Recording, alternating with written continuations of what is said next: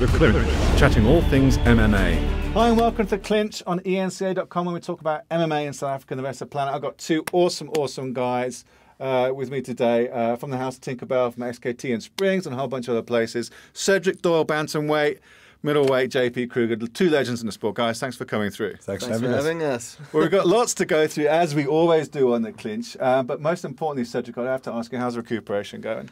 Recovery is going good. It's now 5 months after my brain operation, and I feel better than ever, you know. So recovery is going great, actually. So everyone got quite a bit of a scare, and just for our audience who may not be aware, when you fought Irshad Syed to a decision in April in Cape Town, you admitted to hospital shortly afterwards, weren't you? What happened? I think I was a bit dehydrated on the night, and I took too many headshots, and yeah, I got bleeding on the brain, and they had to take it out, and I had a brain operation. And it all went well? Yeah, all went well. I've got full recovery, and I feel great. Better than ever, actually. So what were your thoughts and emotions at the time? What did it feel like? I was a bit concussed and everything, so yeah, I don't know. I was, yeah, I was a bit concussed for that whole week after the thing. So after that, I thought, yeah, the doctor said, listen, you almost died. Wow. And yeah, I'm just... I think the loss usually hurts more than the body. Yeah. Really? It was a great fight. Yeah. It was an absolute war, and you certainly... Thanks, man. Are you going to fight again? What does the wife have to say? You know, I'm not going to make real rational decisions now. I started up my club there, Dominators Den in Secunda. So I'm training my boys now, and they say a year. I must be a year out of any taking contact to the head and so on. So I'll take a full recovery, and then maybe next year, December, you know, we can talk about it, and I'll talk to my team and see how I feel. You did talk about possibly specialising a bit more into Brazilian Jiu-Jitsu, didn't you, and start competing a bit more in there. Is that still the plan? Yeah, no, definitely. I think I'm 5 November. There's a leg 3 or 4 that I'm going to do some Brazilian Jiu-Jitsu. SABJJF is hosting third leg, and man, it's going to be insane. Yeah, so I'm thinking about rolling there. So JP, you also, you know, your last fight, you came off a long layoff after a really horrific car crash. What happened there? The car crash? Yeah, or the car crash. Because I don't know if I was hearing things that you might not be able to walk again, and then you had to get different surgeries. And what happened? Yeah, look, I was supposed to fight Darren Daniels, I remember, and I had a little bit of a wrestling accident. Some of the vertebrae were yes, damaged. But I just a little glitch, you know, like in any fight, man. If you go into the fight without any injury, man, you're a 120% blessed person. There's always going to be a little glitch, you know, especially if you train hard for the fight. Yeah. And that weekend, I decided I'm going to take a few of my teammates and my fiance at the time, and we're just going to go to Bronkhorstspruit and just relax. Do a bit of boating and so on, you know. And on the way there, a car overtook a bunch of cars, and he T-boned me. Right. And yeah, he rode my car off. I remember him spinning out. It was just a horrible accident. But the Lord, he blessed and protected everybody, you know. Everybody got out. I remember I had to be rushed to the hospital, and they told me that my C6 and C5 and C6, you know, it has bulged. And so they said, okay, and then I went to 2 doctors, and they both said that they want to fuse my neck. And then I met this one doctor, Dr. Karan. He said, guy, if you're going to fuse your leg, you're never going to fight again. Then you can forget about it. And he actually did a special operation through my neck. And man, I remember I was doing push-ups straight after the operation. The Lord just totally healed me. Wow. And then I remember EFC talking about...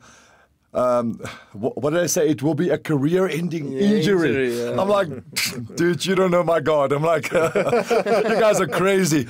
I'll fight whenever I want to, you know. That choices is not up to EFC or me or no one, you know. I'll accept a living God there. And he healed me. And I got back into the cage against Bahati. People ask me about ring rust. I say, I say ring rust, that's rubbish. I felt the best that I've ever felt in my career. Yeah. But I made a simple mistake, and at that level of competing, if you make a mistake, you're going to pay for it. Yeah, for sure. Well, it was a year-long layoff, and you come back and you're fighting for the title straight away against a really huge middleweight. Yeah. And I got to say, it was big, your striking looked the best it's ever had at the beginning of that round. You know, and do you think was it just an aspect of the jits differential? I mean, his jits is bloody good. Was that the case? Was that the reason for his win? I mean, what mistake did you make exactly? 'Cause he got you with the Kimura, didn't he? Yeah, look, I like all game plan against him. I remember speaking to my coaches at the time, Chris and Uncle Johan, them at the time, and they said to me, I must stick and move. Stick and move with this guy. And I remember, yes, that I was hitting him up and moving, stick and moving. I was actually making a joke about it last week when like Michiel fought him. Yeah. My game plan was stick and move, exactly and Michiel... he did, yeah. Michiel just sticked. I'm like, who should have known that I should have never moved. I should have just sticked, you know. But no, yes, Michiel did brilliant. Yeah, man. And I remember, yes, I was fighting Bart, and he was letting his hands go, but yes, I didn't feel quite threatened about it. And I think I became too comfortable, you know, and I made a kickboxing fight of it. And I remember when he shot, I was like, oh man, this is MMA. What am I doing? Yeah. You know, and from there, just little mistakes. I was feeling comfortable on the ground. I never felt like, yes, this is serious danger. And I remember when he passed my guard, I went in for the retackle, but I left my arm behind and he took it, the Kimura from there. Yeah, ach toch. No, it was still a cracking fight, and I thought coming off that kind of layoff, your performance was absolutely excellent. Yeah, hopefully the next one more explosive. Yeah, for sure. You've both mentioned before the strength you get from your faith, and I don't think it's a coincidence that you've both gone through some life-changing events. What was the spark that and I'll come to you, Cedric. What was the spark that made you find a faith, and what was your life like before? Yeah, you know, I had a lot of ups and downs like everybody has, and you know, I was a rough kid growing up rough, and I was in drug addictions and all kinds of wrong stuff, and you know, it was when I was on my downest at the point in my life, you know, God came to me and He said, "Listen, you need to turn." You know, I know it was God. Some people call it energy or whatever, but I believe in God, and He came to me and He said, "You have to turn." And yeah, I turned from there, and everything went blessed. I think that happened before my Gareth Bursky fight, and I mean, even with a brain operation and healing and stuff, you know, I think God saved me for a purpose. And you know, my faith mainly goes about helping other young kids or whatever in the same situation, and because I feel everybody, some guys just have to fight, you know. You're born a fighter and that's it, and your life experiences and stuff get you to fight. So I think the faith really gives a positive influence. You don't fight in bars, you don't go out making trouble, whatever. So I think it's a beautiful way to it's life-changing, martial arts and faith. So is that something then you're trying to provide for the guys in Secunda? Yeah, you see, the faith is a personal choice. You don't have to be a Christian to train by me or anything, but you know, that's my personal experiences that I have, and that's the route I'm gonna go. And you know, if I can be a role model for some people to see, listen, this guy's a good guy, he's living a good life. Why? Yeah. Maybe I can save some souls. And JP, what brought you closer to your God? You know, I think I'll sort of saying I fight for 3 reasons. Number 1, because I love this game. Number 2, because it pays for my next investment. You know, I don't fight for beer money. And then my third one is it is for Jesus. You know, the cage when I climb in there, even my academies, it is just a pulpit. You know. Yeah.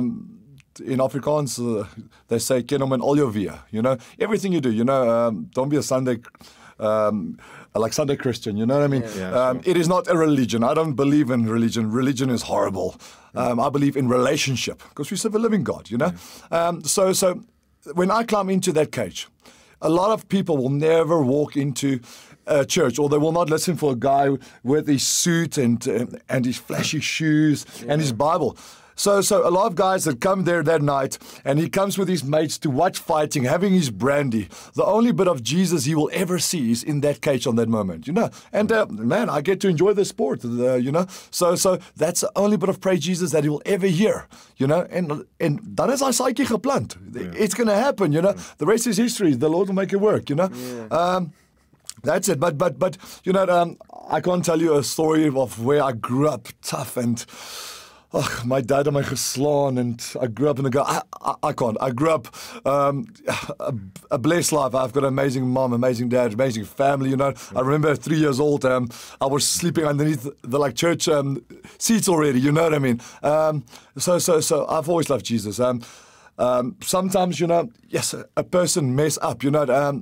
Look, understand, I mess up every day, like sin is oh man. The flesh. Yeah, you know what, it is, but you know what, yes, even especially the last 3 weeks, I do a lot of Brazilian Jiu-Jitsu with my pastors as well. They're also enjoying the sport with me, you know, and then we talk, and especially the last 3 weeks, we are talking about what Paul said, you know, even when he wrote his letter, and the funny thing is, at the end of his ministry, not in the beginning, at the end, after everything Paul has ever done, you know, he said, here I'm sitting in jail, I'm the master of sinners. I'm like, man, for Paul to say that, it like makes me feel a little bit better, you know what I mean? Because me as well, I feel like that every single day, I'm the master of sinners, I bugger up. But you know what, God hates the sin, but he loves the sinner, you know? Even look at David. David slept with a friend's wife, then he let the guy got killed off, but David, and that's even before the time that the Holy Spirit were in the people. At that time, a person had to go into the presence of God, and if you were not worthy, you were like just killed off. At that time, he could straight after that walk into the presence of God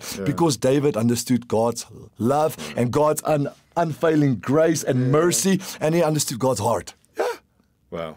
Yeah. Well, that's a fantastic answer. Well, let me just then keeping with the idea of the faith, and let's put it back to MMA a little bit. Is it a paradox where, do you ever think where you're going into an arena where you're going to, you know, be hitting someone and submitting them, and it's a kind of violent sport, even though it has a fair bit of rules, but you as a Christian, you have this a battle in your heart and your soul? I think it's very. Would you ask the same question to a rugby player? How could you play rugby and not serve Christ? I think the whole thing said the word we're looking at is sport. Yeah. I've never hated no one that I've hit. You know what I mean? Yeah. I hit Cedric all the time, and I love this guy with all my heart. You know what I mean? You understand? But it's just a sport at the end of the day. Yeah. Yes. Another day I was at Fight Stars, which is an amazing amateur event, and even bringing praise now. You know. But yes, and I remember walking out there, and there was this Tanny sitting in the crowd, and she's like, how can you be Christian and enjoy the sport? And I remember, I didn't say it, but yes, Tanny, you're simple. You know what I mean? That's such a weird mindset to have. Of course, you can worship God everything you do, man. I'm like, sure. Gosh, man. So you get that criticism, that question quite a lot. I mean, do you get people in your church, for example, who say to you, know, come on, JP, how can you be doing that? I've got an awesome church. My church full of seats, man. You know, so I cannot complain. If your about pastors that. are rolling with you on the if mat, you're going to complain about MMA, then you're going to one day complain about me having tattoos, and you're going to make this. Let's say Cedric's got this awesome shirt from Apocalypse, which is amazing. You know, what an awesome shirt. But if you want this Apocalypse brand to be from Satan, it's going to be from Satan. Yeah. Sometimes people give Satan way too much credit, man. Really? They should calm down. All right, fair enough.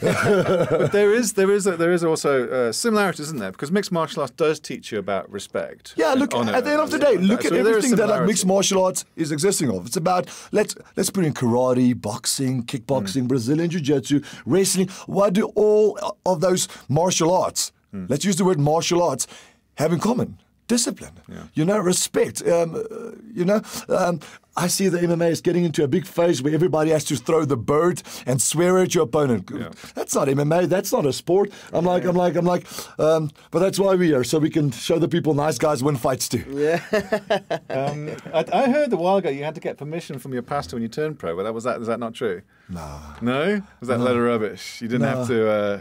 Okay. No, all my pastors, they've always been cool, man. If you're rolling on the mat with him, that sounds like a really cool church. Hey, man, they are so cool. Pastor Basil and Pastor Barku and them. No, they're like God. They give. As a matter of fact, Pastor Barku, he actually did the second leg of the Brazilian Jiu-Jitsu, really? And he came third. You know.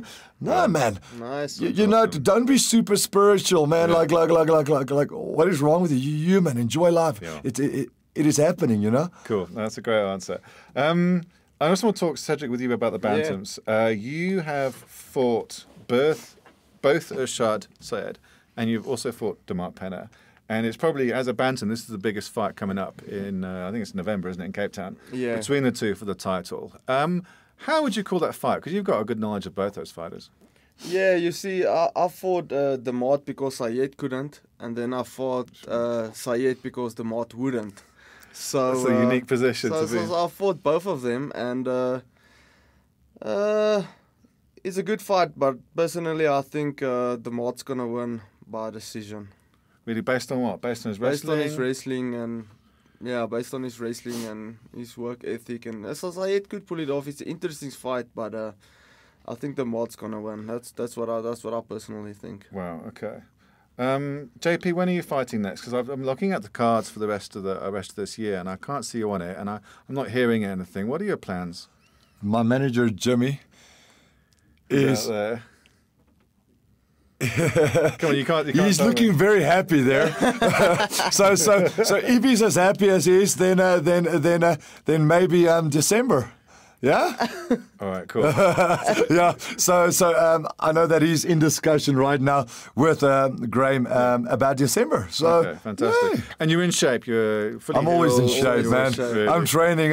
Even probably when we're 80 years old, I'll be in shape and ready for a fight. It's just because I love this game, man. Wow. So you're both full-time pro fights. I mean, you don't have any other 9-to-5s. I know you used to be in the Air Force, didn't you, Cedric? Yeah. I spent 2 years in the Air Force, but I'm still working. I'm actually a QA QC at Sasol. I still have a 9-to-5. Okay, and that's in Secunda, not Sasolburg. Or is it? No, that's in Secunda. Yeah. Sasol is there down in Secunda, so I'm actually working for them as well. Okay, Yeah. all right. JP? I've got 2 academies, Sitting Bars Springs and Boksburg that I'm running. Right. But yeah, I do have if you want to call a 9-to-5. But I'm super blessed. It is all I teach kickboxing classes to like nursery school, school kids. You know, they actually my life. Like yes, man, my reason for living. You know, but besides just like worshiping Jesus and my wife and family is wake up every morning. I love my job. Going to these kids, man, they are amazing. Wow. That's fantastic. I see you, and I see you post on social media quite a lot of stuff, and it's obviously you're very, very passionate about it. So it's really amazing. You said after the Bahati fight, even though you lost that fight on the ground, that you were really loving your jits. And we talked earlier about your training with Chris Bright. I mean, how is your ground game coming along? I hope it's going good. We had a competition, the ADCC in South Africa in Cape Town, and I entered for the first time the pro division, and yeah, man, I did very well there. The Lord bless me, and I got a gold there, and then also did the second leg in jiu-jitsu for the purple belts, and also 2 gold there. So far, blessed, man. The more I train, the luckier I get. Do you not miss K1? Because you were the South African champ 3 times, weren't you? I mean, was the transition difficult for you? Will you go back to Waco or K1? 5 times. Excuse me, I made that mistake again. Was the transition easy, or do you miss pure kickboxing? Nah. Really? I love jiu-jitsu. Really? I love jiu-jitsu, man. People say I'm okay at kickboxing, yeah, but I love jiu-jitsu. That's probably what I'll do until the day I die. One day when I stop in May, I'll still do jiu-jitsu. Yeah. You know? That's the only thing you will be able to do. Yeah, doing this whole front roll, Yeah. Nice. Cedric, and when are we going to find out whether you'll be able to fight again? What's the time frame for recovery now? Yeah, check Simon. I don't want to make harsh decisions now. I'll see how it feels, but around next year December, I think I'll. Right. I have to see how my club's going because I've got a lot of good guys actually coming up, some great guys. So. And you know what I don't get? I opened 2 clubs, and I've got everybody from 50 kilograms to 70 kilograms. That's my 2 clubs. Just thousands of little dudes. And Cedric opens a club. And the Secunda guys is different because I'm half the size of his smallest guy. You know what I mean? Really? The Secunda Bush, No, heavyweights. No. I've got some real good guys, and he's got a guy coming into the ranks now, and he's been fighting a GFC 5 stars. And this guy's a monster. Tico, what's his surname? Yeah, Tico van der Berg. Man, monster. Really. One day, it's like Donnie and they must fight their fight because when Tico comes, stuff's happening. Well, I think that coming out of this interview is something that you obviously both absolutely fantastic fighters with great records, contributed a lot to the sport, but something that's obviously the passion that's coming through is your future contribution is coaching and training and raising people up and bringing them in. Yeah, I've got a great thing now there in Secunda. I've opened Dominators Den and Arts of Jiu-Jitsu, and all my guys are 2 days a week by me and then 2 days a week by JP. So we'll be cornering my guys together. And JP, we're super blessed with JP. He's letting my guys train for free at him. Wow, that's superb. Being on my books, right? I paid him to say that. Really? So you know, I think we're building a very strong team here. With Jimmy's building us a Muay Thai section and a big place. So I think we're going to go big. Yeah. No, you know, although he's dominators then, and I'm also thinking, we're like one family, you know. Yes, we have always been. Original OGs. Yeah, under Jimmy with the XKT Pro League, you know, we are like super blessed from there, you know. Yes, cool. Even Chris from like Peso, you know, like he's part of my family now. It's like, just, man, loving life. That's fantastic. Guys, I really appreciate coming in and appearing on the Clinch on eNCA.com. It's been a fantastic to meet you. A great chat. It's exactly what I wanted to hear about. Everything you talked about, your faith, your fighting, your future, and I wish you both all the very best. Awesome. Thank you so much, Thanks, man. Guys, Hey, thanks. thank you. Thanks, Cedric. Thanks, Cheers. buddy. Awesome. With Clinch, chatting all things MMA.